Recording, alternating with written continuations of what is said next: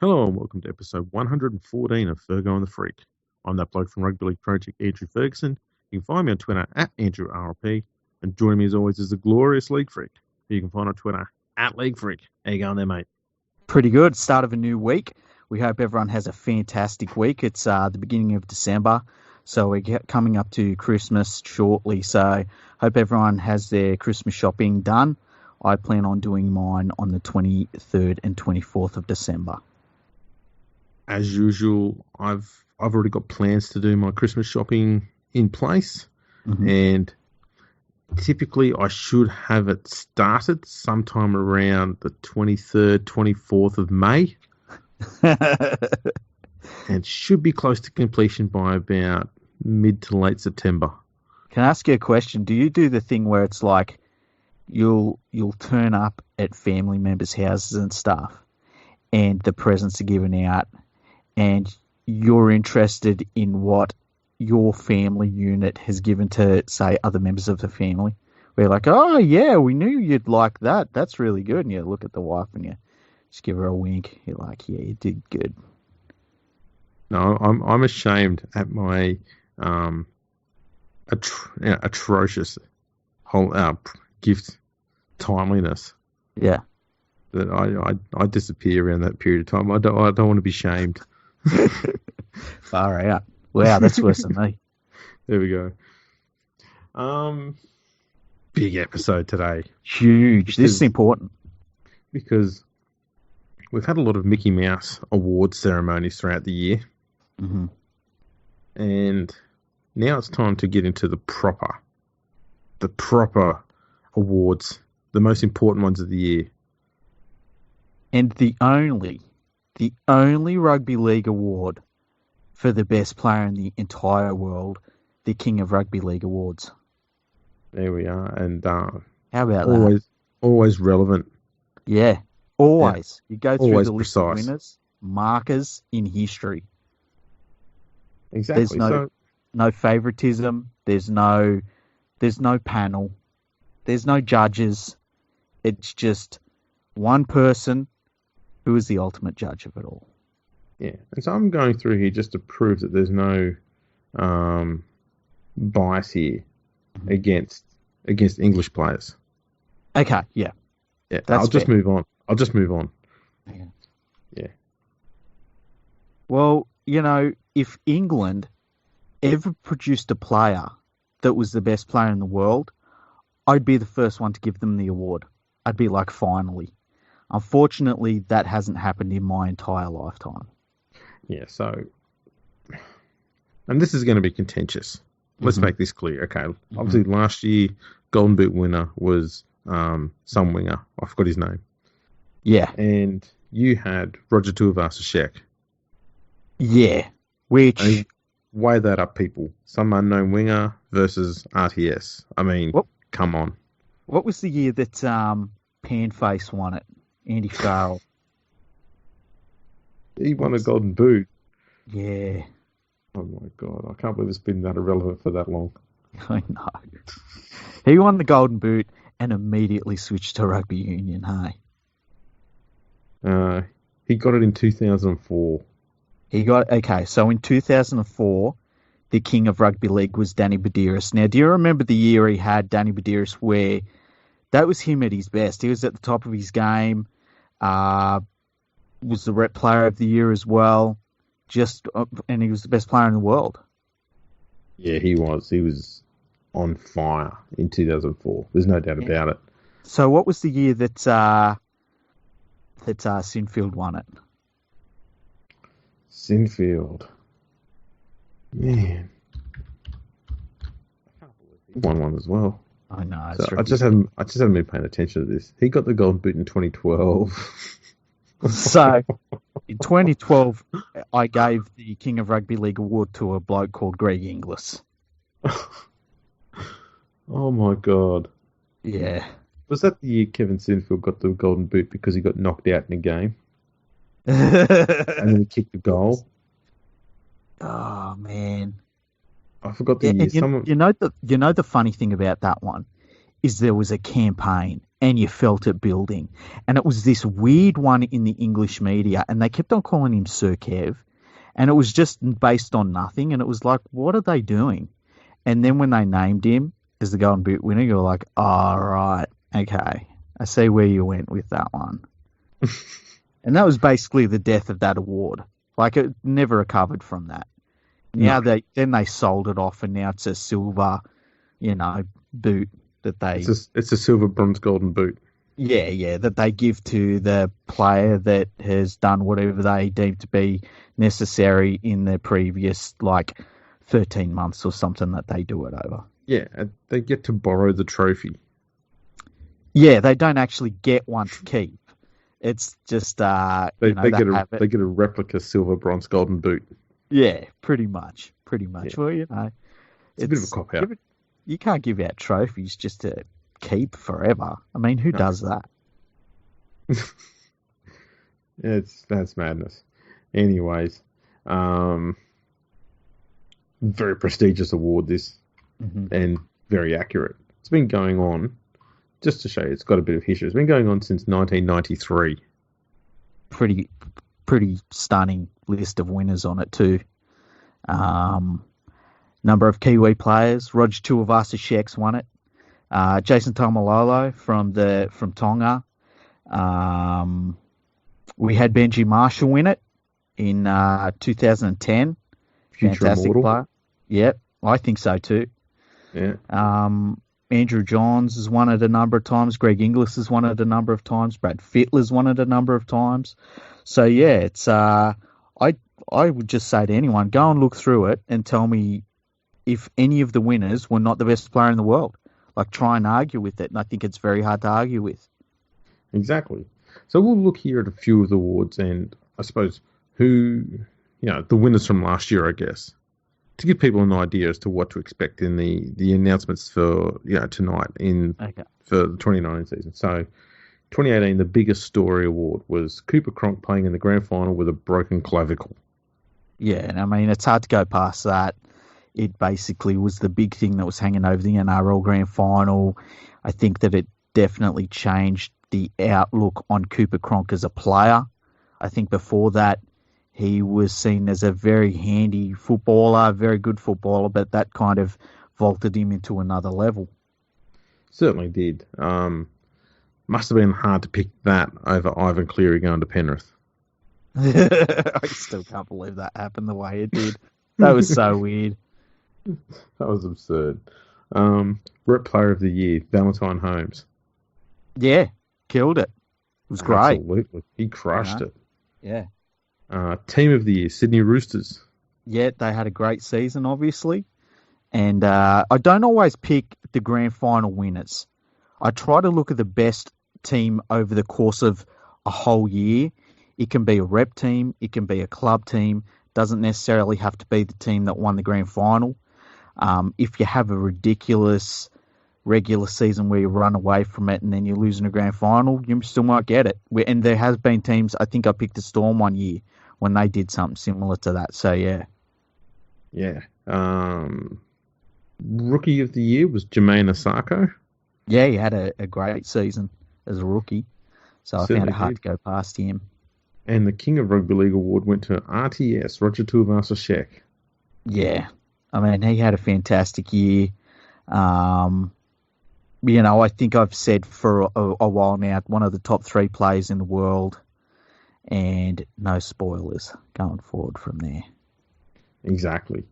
So, should we get cracking on these awards for this year? Yeah, let's do it. Alrighty. So first up, we've got the biggest story. Okay, well, the biggest story of the year, I could not go past Sonny Bill Williams signing for the Toronto Wolfpack. I think it made headlines all over the world. I mean, in England it was massive news. In Canada it was massive. In New Zealand it was massive. In Australia it was massive. It kind of happened off the back of the Rugby Union World Cup. It was like the next big thing after that. Signing the biggest contract in rugby league or union history, and by quite some way. And just the fact that he come back to rugby league as well, I think that was very, very hard to top in terms of the big story of the year. I fully agree. Especially the PR that he's done for Toronto already. Been hugely, massively well received. So he's also getting on the whole PR machine and working that side of it as well. Doing a great job there too. Well, and you got to say, like, after deciding to pay that much money for him, hasn't said a single thing wrong. Like that, not even a hint of like, like he hasn't said even that he's just done it for the money, which is obviously that's what he's done it for. But like it's talked about how he always wanted to finish his career in rugby league, how he rated his NRL title above winning a Rugby Union World Cup, all sorts of stuff. So, I mean, he really has just been gold for them. And they've got what they paid for. Yeah, absolutely. Were there any other stories that were contenders here? Nothing really jumped out at me, hey? Like that, this one was probably going to be the one that I guess if it hadn't been Sonny Bill and like leading up to Sonny Bill doing that signing, this was going to be definitely the most difficult award, I think. This and the main one, the King of Rugby League. Yeah. Because I was thinking there might have been a few. Well, I mean, can you think of any other stories that, and I find it hard to go close to the Sonny Bill one, but can you think of any other stories that jumped out during the year? Like, I've got one. Okay, what one is it? Paul McGregor says that the players look at him as a solution, not the problem. See, I just thought that was a fact. I didn't realise that was... I know. That is genuinely a story. Oh, yeah. It's like maybe we should drug test him. Yeah, it was, you know what, it was one of those years where the big stories seemed to be a lot of regular rugby league stories, where, like, one of the big stories this year was Clint Gutherson and his contract stuff. And that's just a regular rugby league story. Like, in 20 years' time, no one's ever going to say, remember Clint Gutherson when he was... They're going to say, remember Clint Gutherson at all? They're never going to say that. No, that's true. That's completely true. Along with Mitch Moses gets picked to play for Australia. Yeah. Mind you, it was in the Nines, but still. How good was that? You know what? He was really well suited to the Nines. I was kind of shocked. I did even say that I thought he'd be good there. Mm. Yeah. I'm not afraid to eat the humble pie. That's what I kind of like about the Nines is that you might not be, and it's not been not suited to Test footy, but you might just be, your game might be really suited to Nines footy. And he was one of those that it was definitely suited him. I'll tell you another player that was like that was Sam Tompkins for England. He was fantastic at Nines. Two stories I think you could put in there as serious contenders is Papua New Guinea beats Great Britain. Yeah, that probably caused a lot of repercussions, didn't it? Especially over in England, yeah. I mean, that was the one game they thought they were going to win. And that's the one game where they looked least likely to win once full time was done. Yeah, and we're kind of lucky that the scoreline wasn't worse as well. The other one would have been Tonga beating New Zealand and Australia and Great Britain. Hang on, did they beat New Zealand? No, they didn't beat New Zealand. That's right. They beat Great Britain and Australia. Yeah, but like that one. See, I think by then Sonny Bill had signed, and but Tonga beating Australia would probably be up there, wouldn't it? It was the biggest story. Man, it's just so hard. Like in any other year, that would have been the biggest story. Hey, yeah, all the big stories came in the space of about 3 days. Yeah, it was fantastic. Alrighty, representative player of the year. I went with James Tedesco. His State of Origin series was absolutely outstanding. He was the difference maker. Ended up scoring that amazing try in the clincher. And, yeah, just fantastic. And, look, people were on his case a little bit playing for Australia. I thought he was very good for Australia as well. Yeah, so, he was probably... He's probably playing at about a 7 out of 10 for Australia, but, 9 out of 10 for New South Wales. But still, you can't be going around knocking a 7 out of 10. No. So yeah, I went with James Tedesco there. Obvious other contenders. I mean, you had Jason Taumalolo, obviously for Tonga. He's an absolute colossus. I thought DCE played really well for Queensland. He did. So yeah, there were a few other contenders there, but I thought James Tedesco was very, very good. And that run he had for New South Wales. I mean, without him, I don't think we win the State of Origin series. Definitely not. Definitely not. Question for you about Tedesco. Yes. He turns 27 early next year. Mm-hmm. How much better can he get? It's a good question. Like what would you improve on his game? Because his passing game has really come on the last probably 18 months. As does his support play. Yeah, yeah. I like the areas. I'm trying to think of the areas where you could see him improve massively. I mean, he's never out of position in defence either. I think if you started seeing him holding players up more, like I feel like with Billy Slater, he was so good at holding players up in goal. Yeah. And he would do those like last ditch efforts where it was like, how did he possibly not allow that guy to score? Maybe just adding something like that to his game.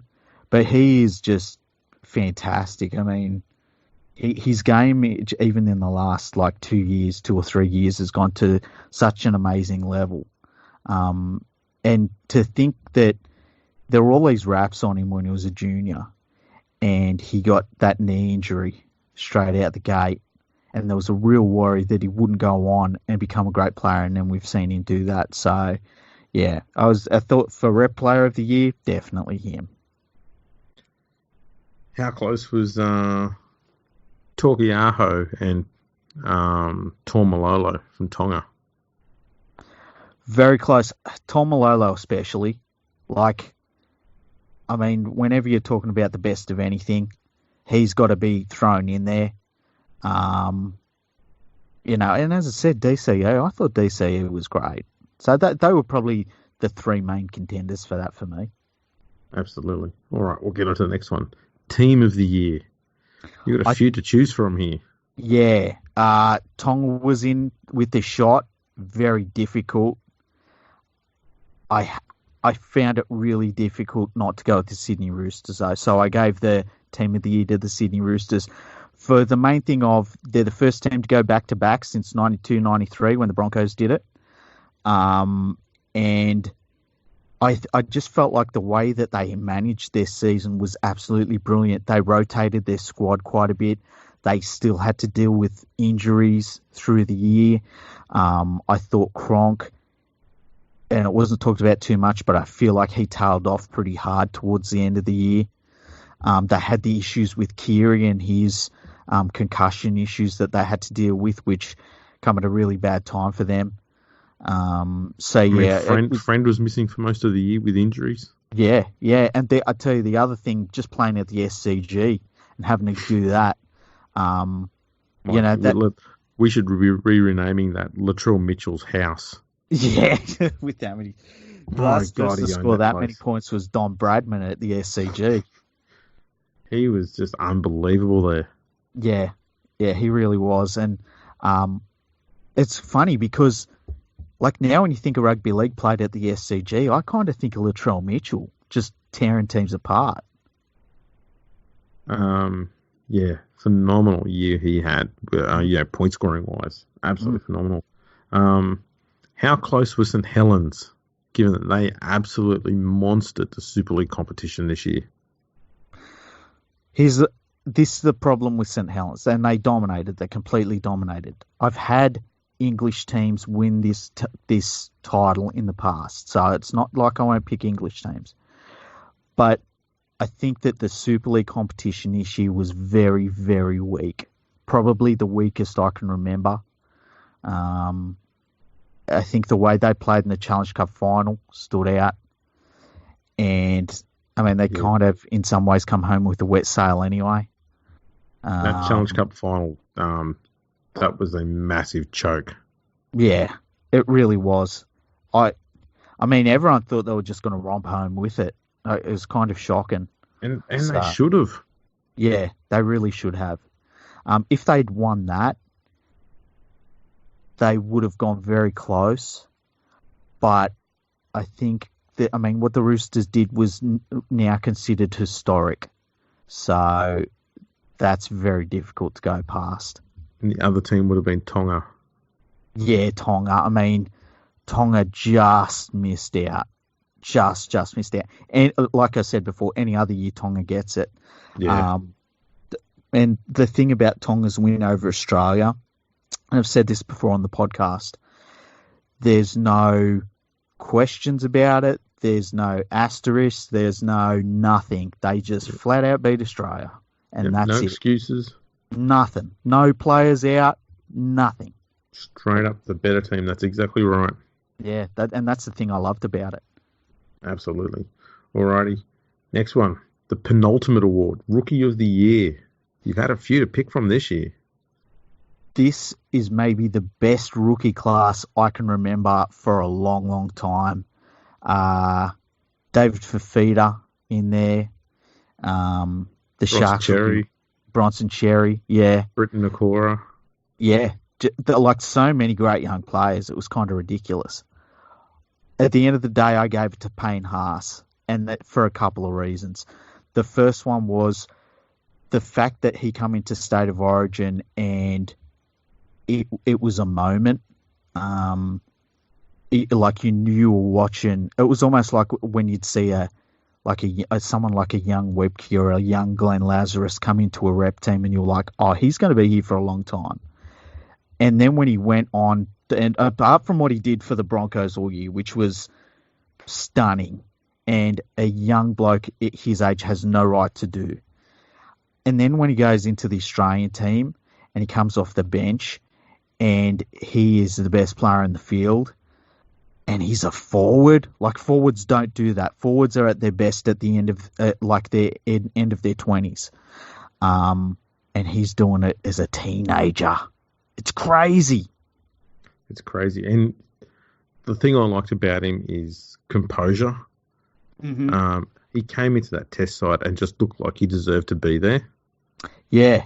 And just fit in. There didn't look to be any nerves whatsoever. He just fit in and came on the field and boosted the Australian side. Yeah. And like he come on in the game in Wollongong against New Zealand, he come on with Paul Vaughan. And the two of them, they were ridiculous together on the field because they're both giants. Yeah. But yeah, the thing about Haas was that it was like bringing on a veteran player. He just steadied the ship, started to go forward, started causing the Kiwis all sorts of problems. And he's been doing that a lot of this year. Like, what he did in the NRL this year for a teenage prop forward, I've never seen a teenage prop do that ever. Big human. Mm. Would you like to see him play for the Philippines? I would, yeah. It'd be very cool. I just don't know when it would happen, because it's not likely to, because he's not going to earn pretty much anything playing for the Philippines, and that's part of the problem. Yeah. But it'd be good to see him just turn out for a few games if you could here or there. Well, you were showing me the field that the Philippines played on earlier this not earlier this year, a few weeks ago, really, now when we think about it.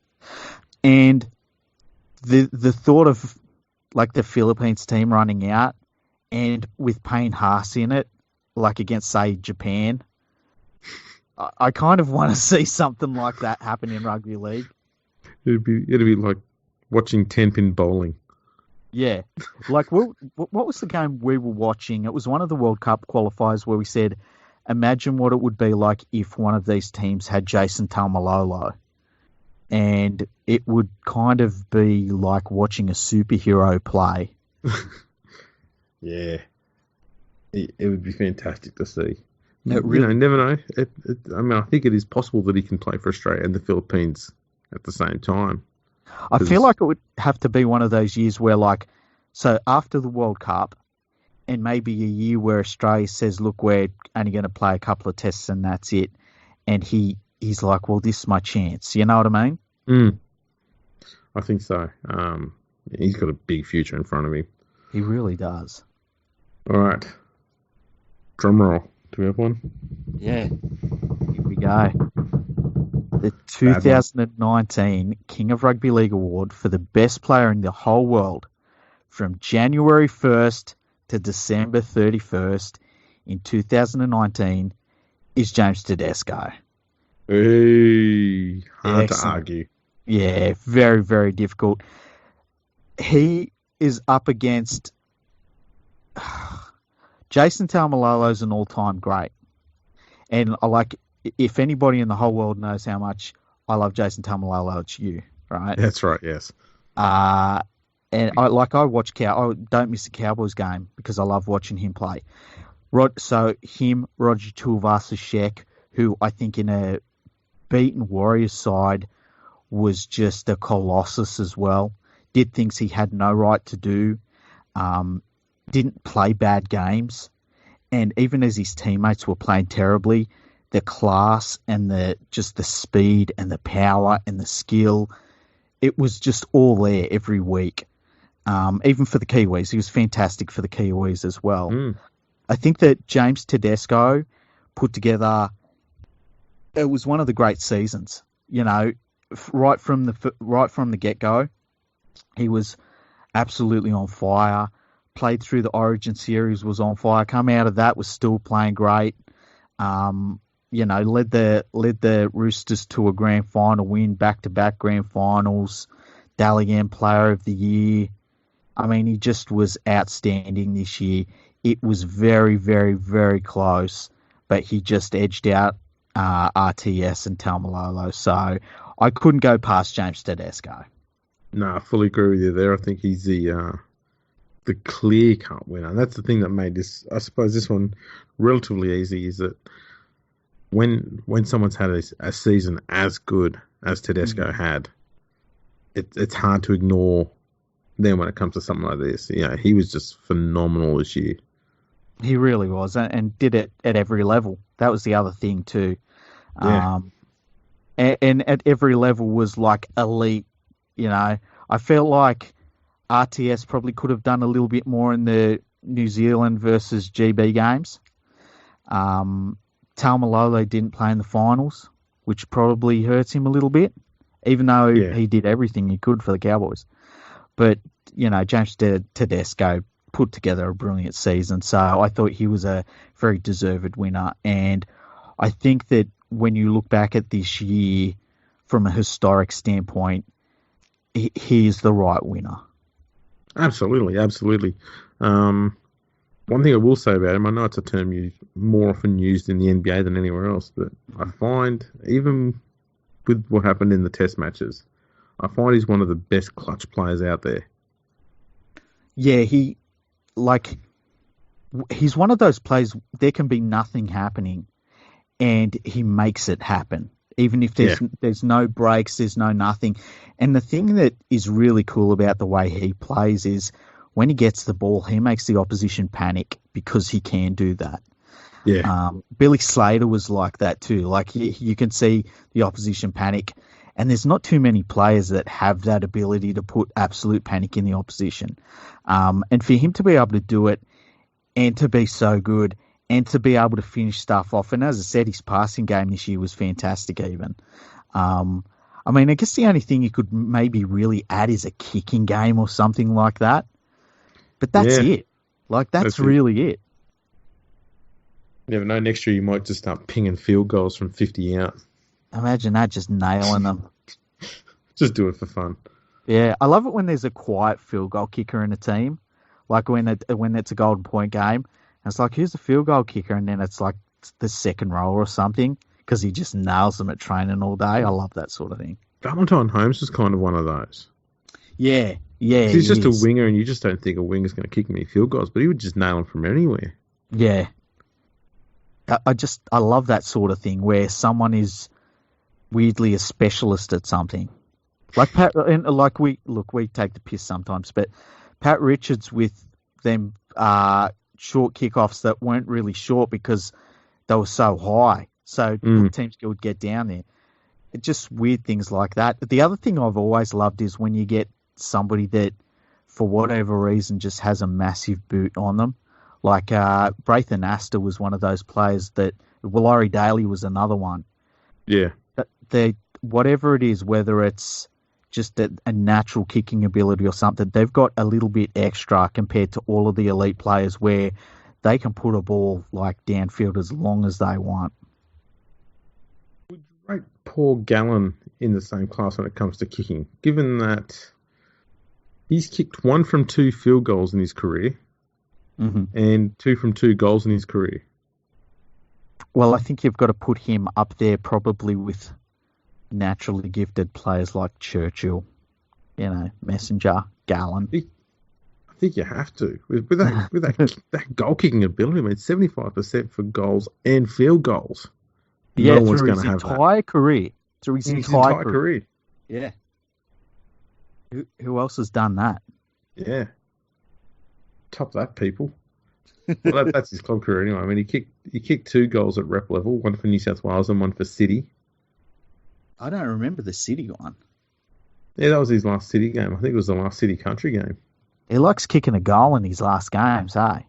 He does. And they were both 1 from 1, so he didn't... If we had those in there, that's 4 from 4 with the goal kicking and 1 from 2 with the field goals. I think it's fair to say he's the greatest kicker of all time. Well, we've got 83%. There you go. With goals and field goals combined. I think we have to say right here, Paul Gallen is the best goal kicker in rugby league history. I'm sure he would agree with you, hey? I have to. You have to. See, that's what they should have done at the end of his pissy boxing match with Bruce Watts' name from the AFL. He's just said, you know what? If it's a tie, let's just go and have a kicking duel. That would come be on, cool. Come on, Bruce. You fancy yourself?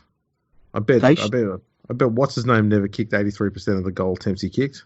Maybe we should have an award for the best goal kicker every single year, right? And it's not just includes like the percentage, but maybe kicking those goals that matter, even field goals and stuff like that. Yeah. And make it like something relevant, like a boot that's maybe gold.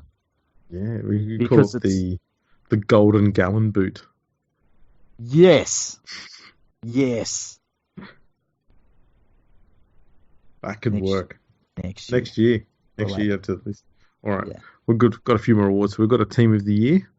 Yeah, now the ones from now on a quarter are kind of like you and me sat down and sort of talked about these. I talked to you about the other ones too. But these ones, this team of the year, we sort of put together and or the coach of the year and stuff like that. So the team of the year, should I just go down the list? Yeah, go for it. Okay, so the fullback is James Tedesco, obviously. The wingers were Sivo and Addo Carr. I think it was hard to go past both of those. Yep. The centres we talked about for a little bit, but we settled on Latrell Mitchell and Joey Manu for the Roosters. So yes, one of the ones go past them, huh? One of the ones that I'd put in there, and this will surprise a few people, I guess, was Josh Morris. Mm-hmm. Stunning season. Yeah, just rock solid. Yeah. Bronson Cherry had a good year in his debut year, but I think the ones we picked were the clear standout centres of the season. Yeah, definitely. 5'8", we went for Munster.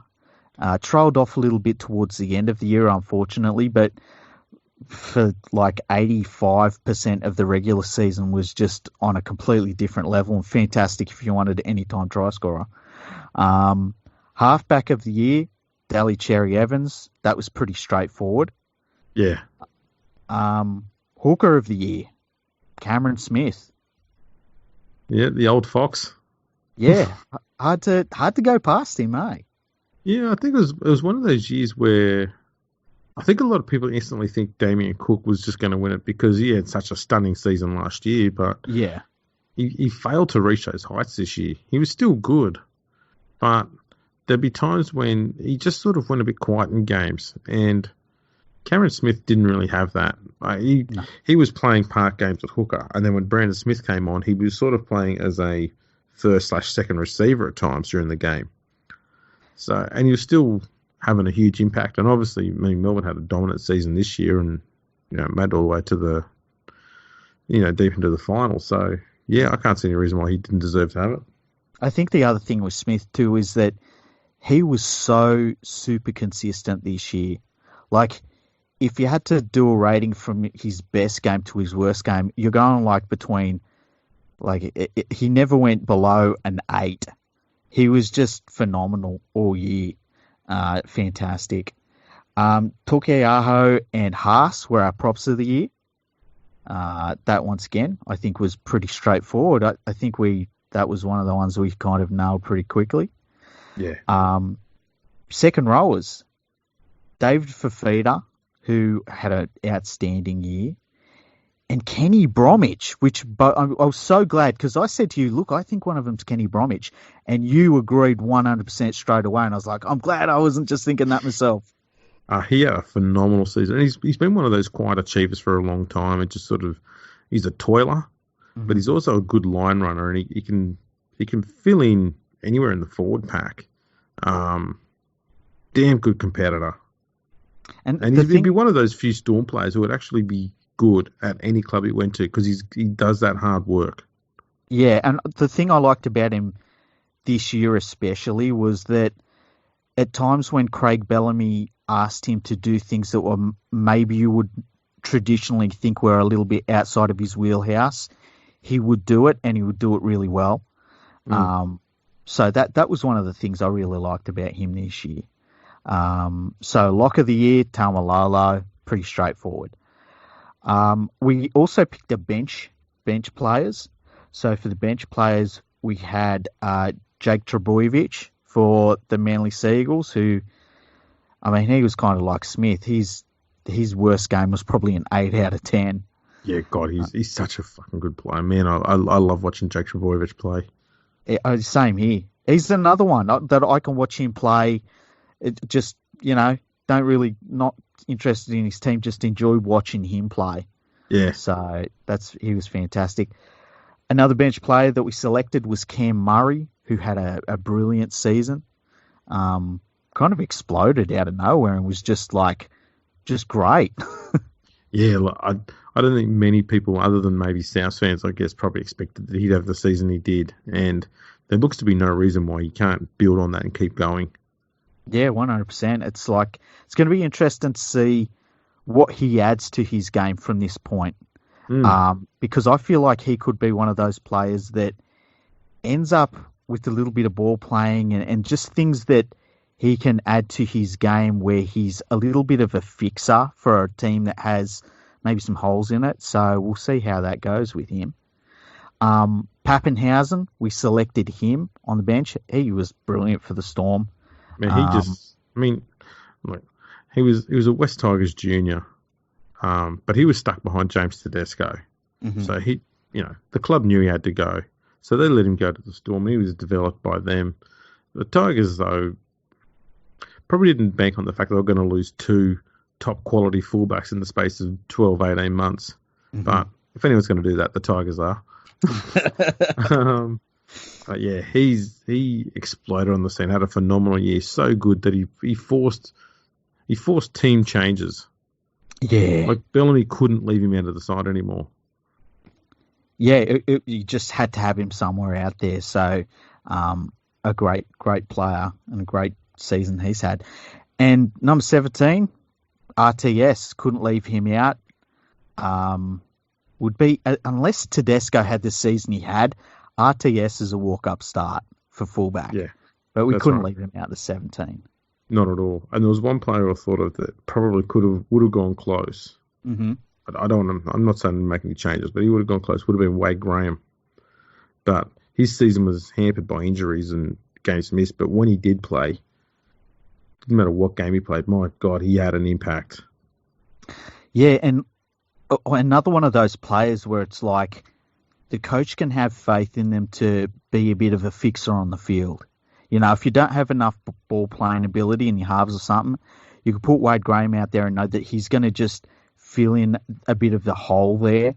So yeah, I mean, he had a great year. It's just a shame, as you said, that it was a bit injury affected, which his seasons have been like that for a while now. Yeah, but I tell you what, he's another one of those players who I love watching.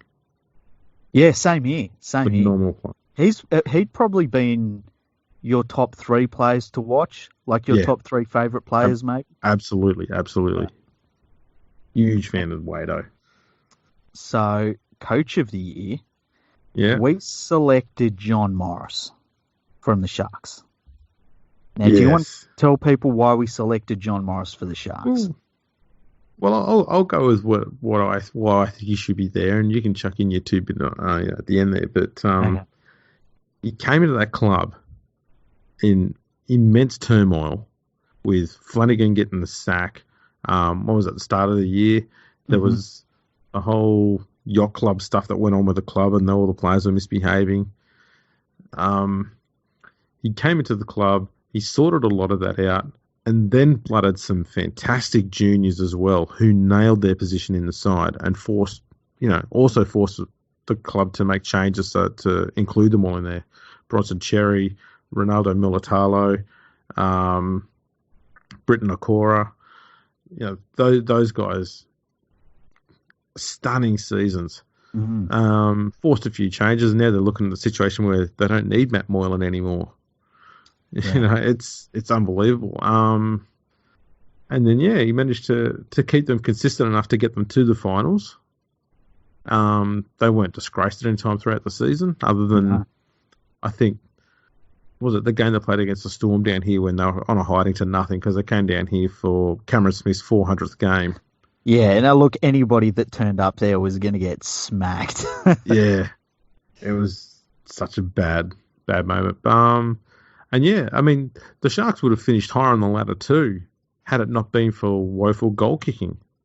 So their season could have been a lot better had their goal kicking been different. So they also went from being a boring, dull, defense mad team that Flanagan had them running as, to a team that was willing to throw the ball around and score some tries. And he also took them from like a definite old side to like now the thing that you think about when the Sharks, it's their younger players. Yeah, they've got some good youth there, and it's looking like a good season. A good few seasons are coming up for the Sharks too, as they make that transition from the Flanagan-Gallen era. Now that those two have now left the club. Yeah. We're now in the Morris-Graham era. Yeah. The thing for me about Morris is that he had every single excuse you could have to have a disaster of a year. He's a rookie coach. He's stepping in for a coach that is getting banned for life for the next 10 months. And like, he's got players that are about to retire. He's got players with injuries.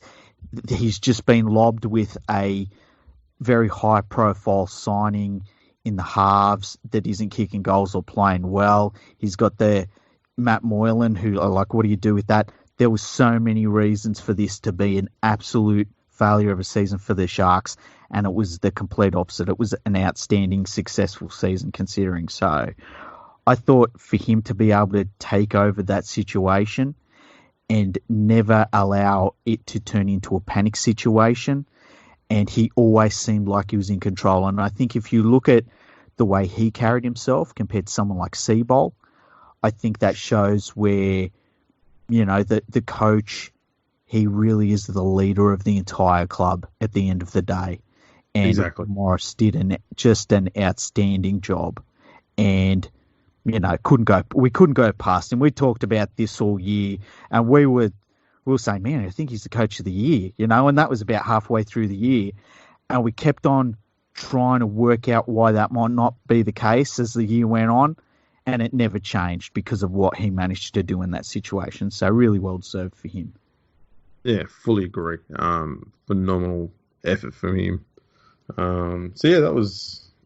I think that's far better. Team of the year, coach of the year, best player in the world than any other award that's been out there. Yeah, I agree, and I think that.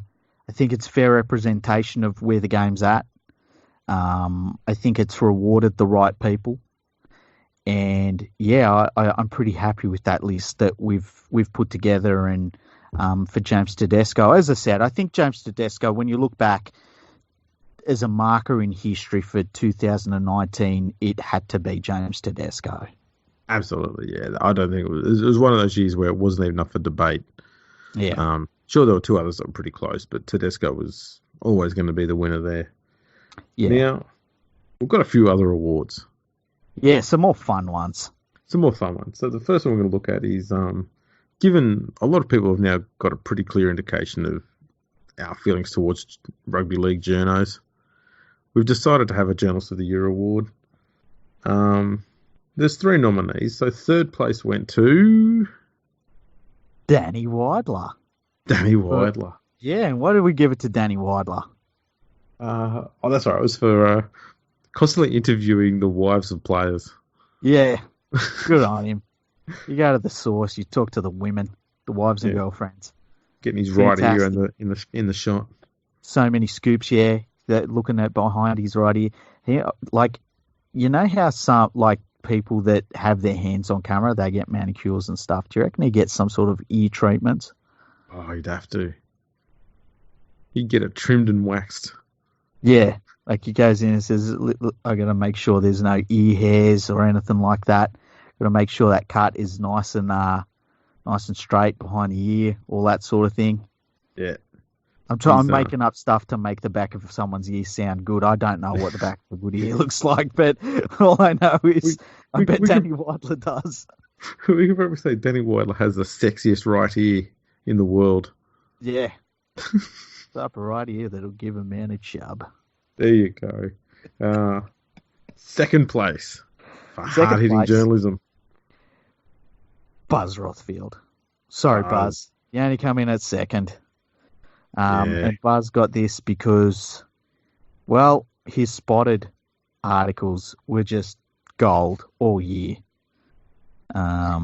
If you ever wanted to read the most boring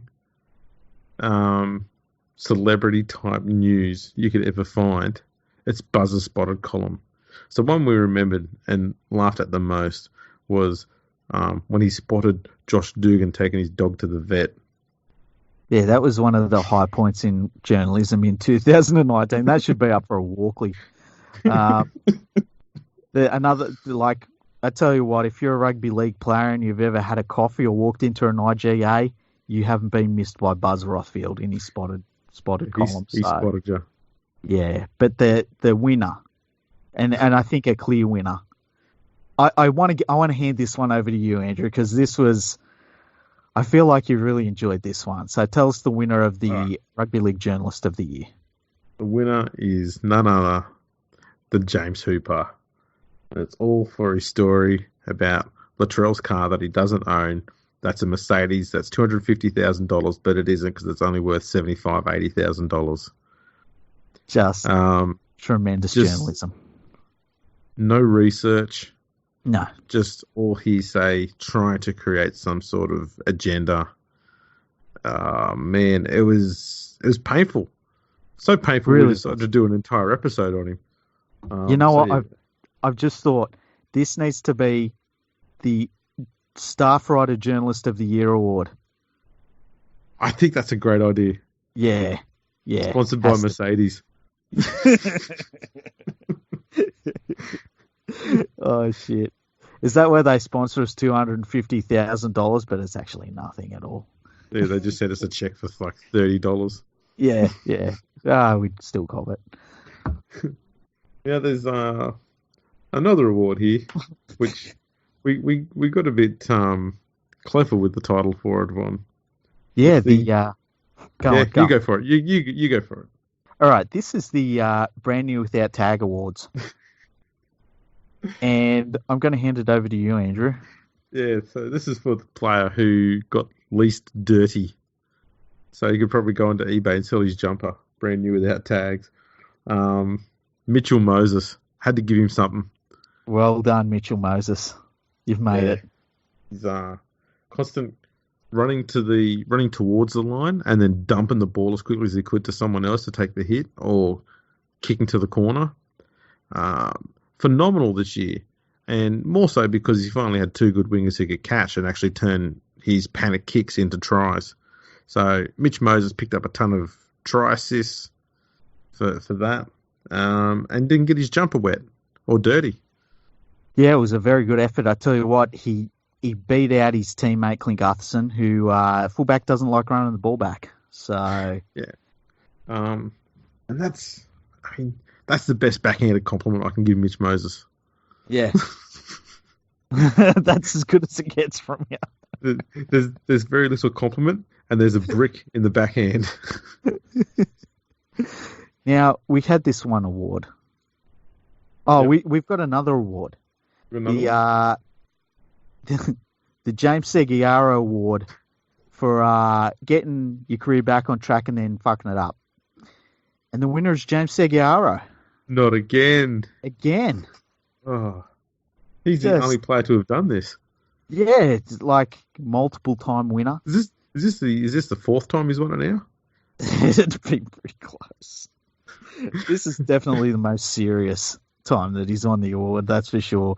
He won't be playing again for like 4 years. There's only been 3 winners of this award. There's Arana Tomata and Moses Sully. Yeah, Moses Sully. I mean, man, Moses Sully. Sometimes you just got to eat like McNuggets and fall asleep in your car before training. I get it. And then not train. Yeah, and then not train and then get sacked. It happens 3-4 times. But yeah, couldn't go past James Seguiaro this year. So well done, James. You went that well. I did have one I just thought of. Okay. The Kleenex and Cuddles Award. Yeah. I'll be giving that to Ryan Madison because training was too hard. Well, you know, whenever the coach gets the best out of you by overtraining you, you don't want that. No, it's too hard. Yeah. Don't like it. I'm going to tell Mum. Just want to put in like 70%, not 100%. Yeah, don't make me work for my money. Yeah. I like the idea that he was at the Tigers and he feels like he's been worked too hard. Took all of September off, by the way, for some strange reason. Oh, that's right. Didn't make the finals, did you fuck? And so he looks around, he says, where's the best place I can be a bludger? Parramatta Eels. He looked around. I mean, he did look at a few clubs. Yeah, he settled on Parramatta. Yeah, he'll go well there. Who also bolstered their pack was Regan Campbell-Gillard. Yep. And who else did they get? They've got a bunch of former Panthers now. They've got Waka Blake, or Wanga Blake, as I should say. Blake. Who was the other? Didn't they get another player mid-season? Oh, they probably did. I'll take them all. If they're off the contract, I'll take them all. Why not? Especially if their surname, especially if they're related to any of the other players there, or like a Jennings, we'll take him. Jennings. Oh, he's got a brother. Yeah. We'll take him. Yeah. That's a pretty thorough award session, mate. That is, yeah. The only award we couldn't really come up with a winner for, because we really couldn't work out the criteria, was the I Don't Sweat award. We were trying to work out the criteria for it. It's hard. Let's be honest. I did have a different name for it. I was going to call it the Prince Andrew Award. Yeah. But there's a few too many connotations attached to that were not at all relating to rugby league. So we decided to ditch that idea.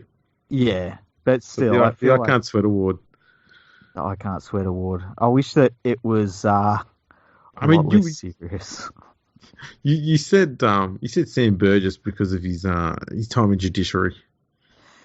Yeah, like it kind of in the way of like, as Shaggy would say, it wasn't me. Yeah, and possibly Prince Andrew too. The other one would have been Josh Maguire. Thinking about it now. Yeah. Yeah, you know what I was thinking about that when we were talking about it before, because he was another one. Who was the other player that got away with the George Burgess. Yeah. God, that was a horrible one though. He was up to his elbow in Robbie Farah's forehead. Yeah. Yeah, that's I think that's pretty much all of them, isn't it? Yeah, yeah. There were no more awards that I've got listed here. That's good. We've run out. We do have a review. Oh, okay. Read out the review and who it's from. This is it says a podcast hosted by two men who have great on-air chemistry, are funny, and know what they're talking about.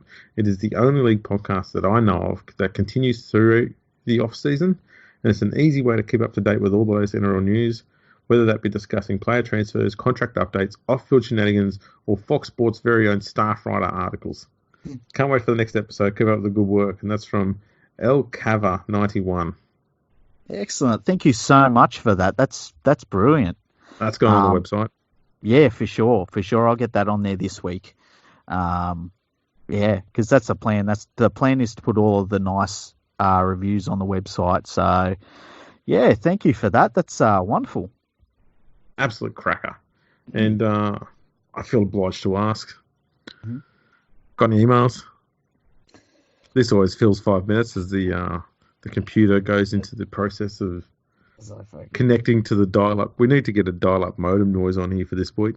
We really do, hey? Ba-doing, ba-doing, ba-doing. It's actually logged me in pretty quickly, and no, there's none. Oh, wow. Oh, hang on, let me see. Got any spam at least?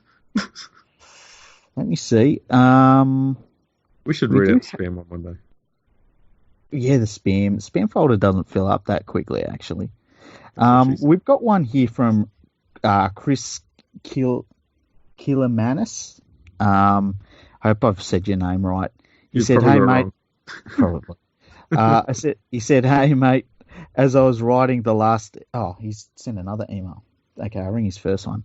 G'day boys. Against my better judgment, I tend to follow loads of footy on social media accounts and pages, so my timeline wasn't congested with politics and other useless stuff. Oh yeah, did you see this about the emotional connection ratings for teams? No.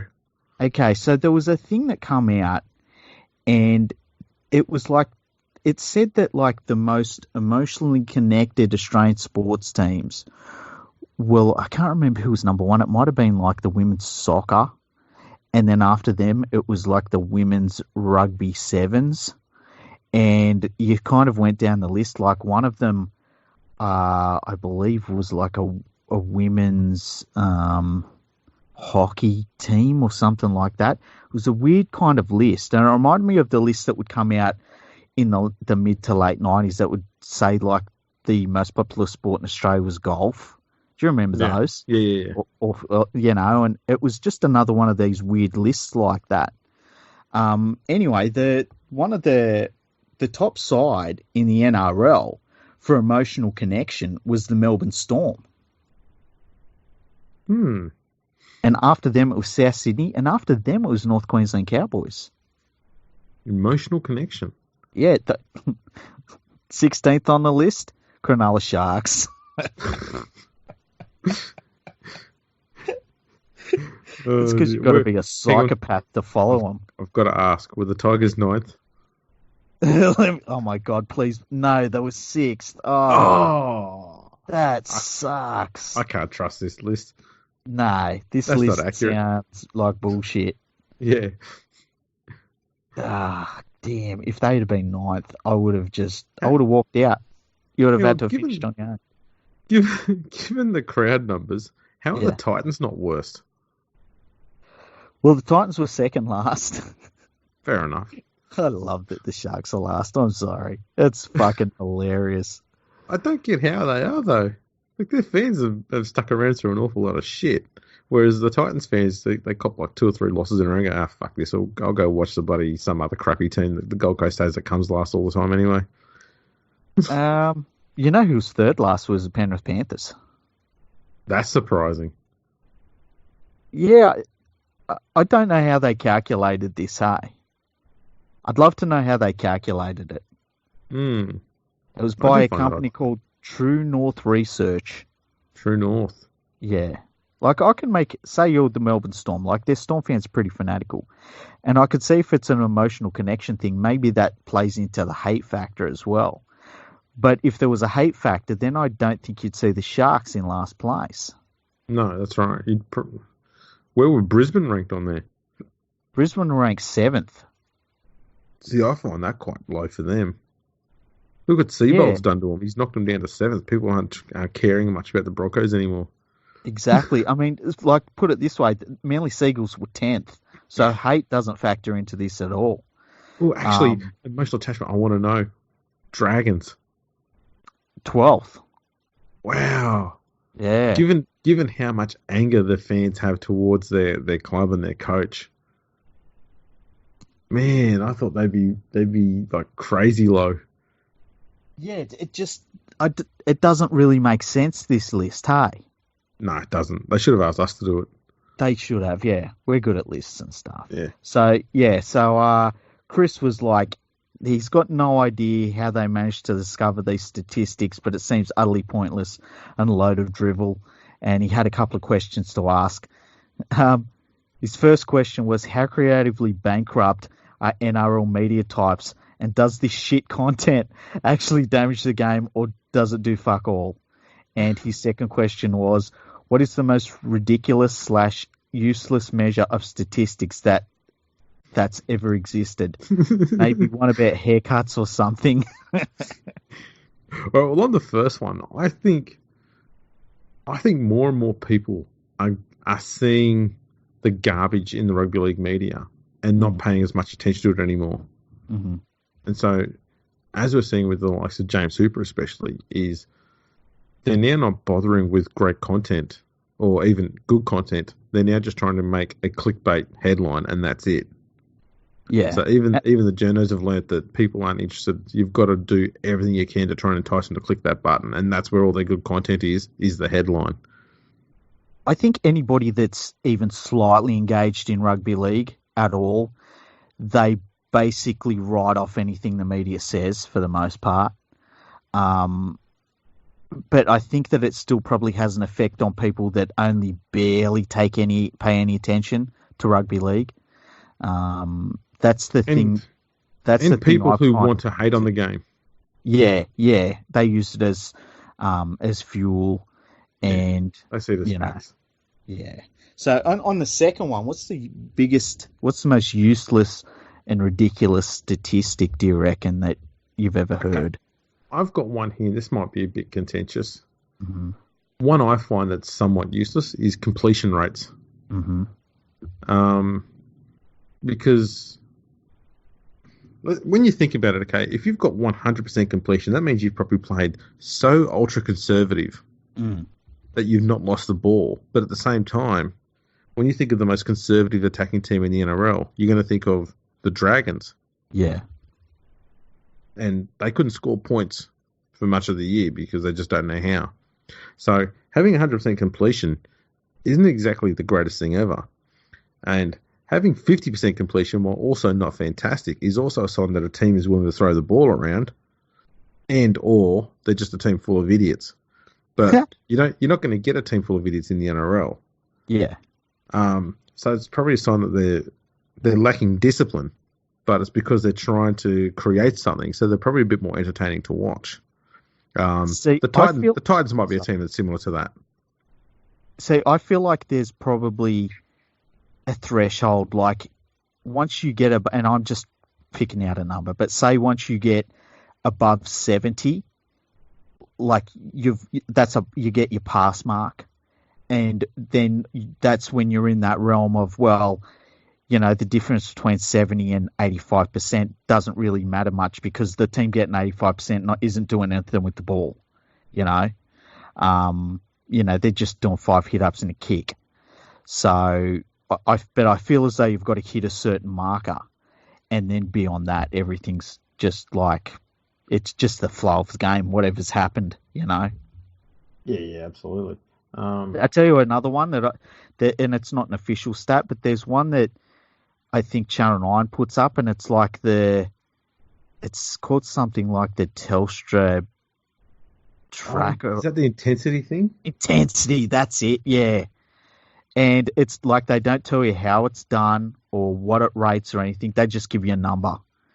And it's like, what the fuck is this number? Like, it could be anything. That intensity one is weird. Yeah. I think it's based. I'm guessing. I think it's based somewhat on heart rates, Mm-hmm. and I think their idea is the higher the heart rate, the more intense someone is. I'm guessing it's something along those lines. They've never met James Hooper. What do you reckon his resting heart rate would be? He's a journalist. He doesn't have a heart. If he had one, I'm guessing triple figures. Well, I always just put all journalists into the same thing. If you like, when there's like serial killers and they've just got a resting heart rate no matter what you say to them because they don't get affected because they're just wired wrong. That's what journalists are like as well. Yeah, but Hooper's a bit different. He's always upset about something. I think he just pulls an angry face. This is my serious face. Yeah. He's got resting boorish idiot face. Don't we all though? You know what? I've got one of those faces. I look fucking angry when I'm rested. That's I wonder if that term will catch on actually.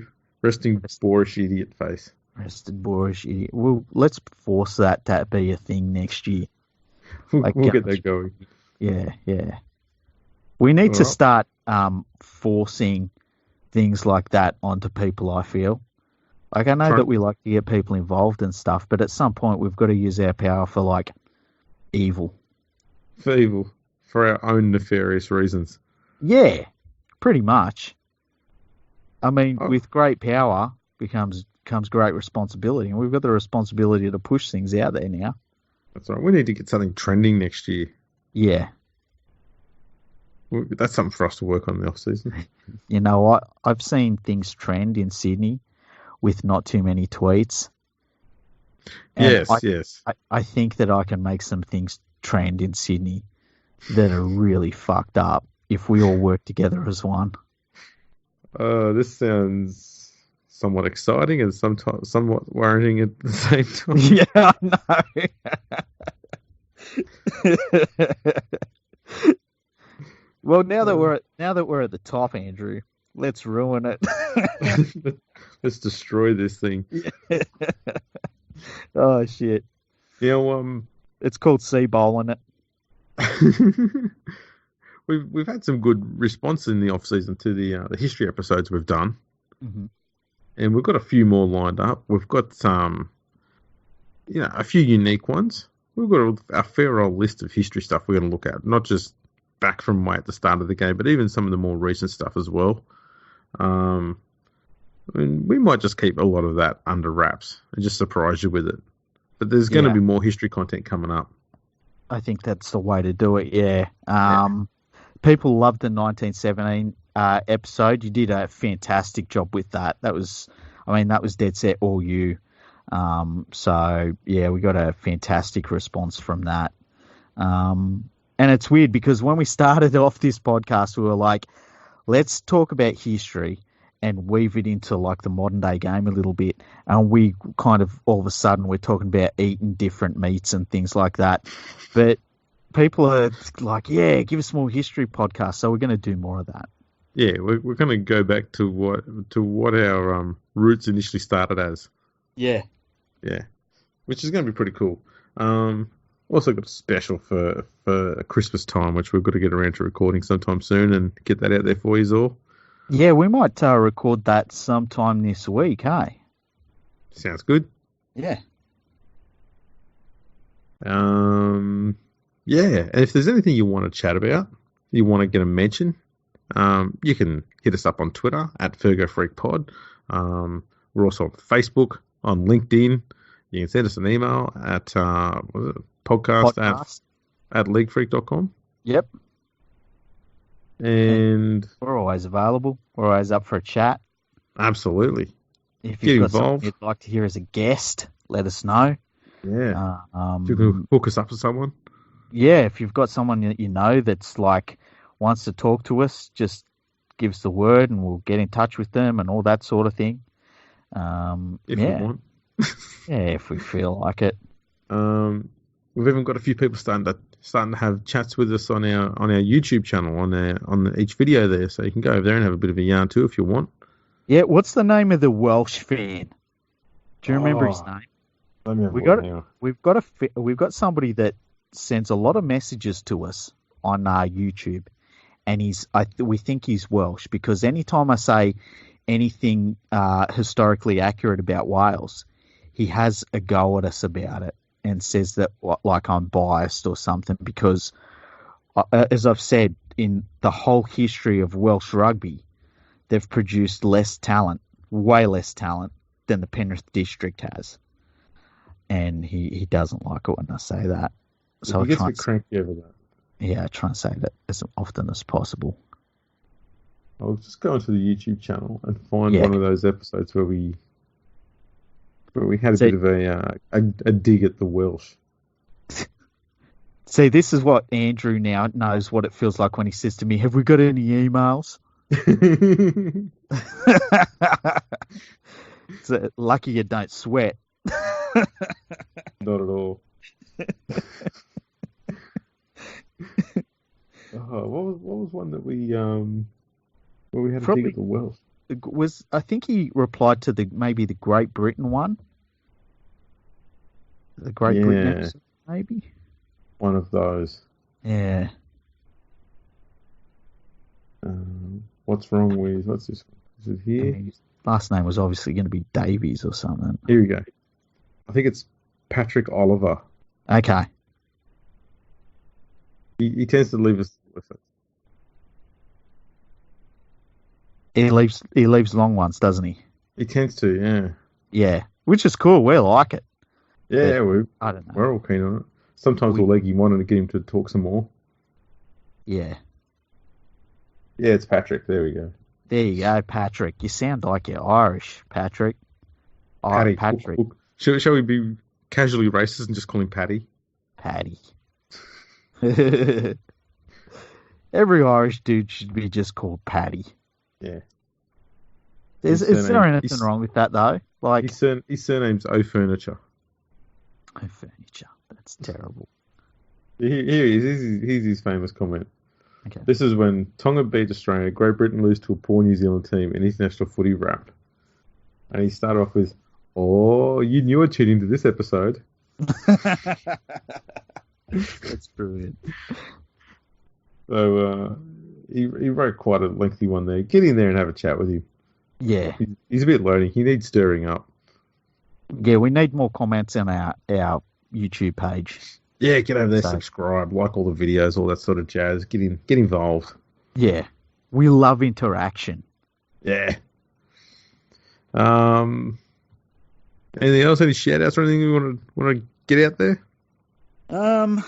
Shout out to James Smith. He pumped out our episode 1917. I think he said it was his favourite episode. Yes. And I think Julie said that was her favourite episode as well. So that was really nice to hear from both of them. But yeah, just Sam. Sam is always retweeting our episodes and that. Richard Cranium always retweeting it and stuff like that. So it doesn't go unnoticed. Thank you so much for doing that. Yeah, and the good thing about Sam too is he usually always shares the YouTube one, which we never bothered to do. So he's doing a fair bit of PR work for us there. He really is. Like, I don't even know how he shares it, to be honest. But I see it pop up, and it's funny. I'll see that, like, the headline pops up, and I think, man, that sounds interesting. Oh, that's our podcast.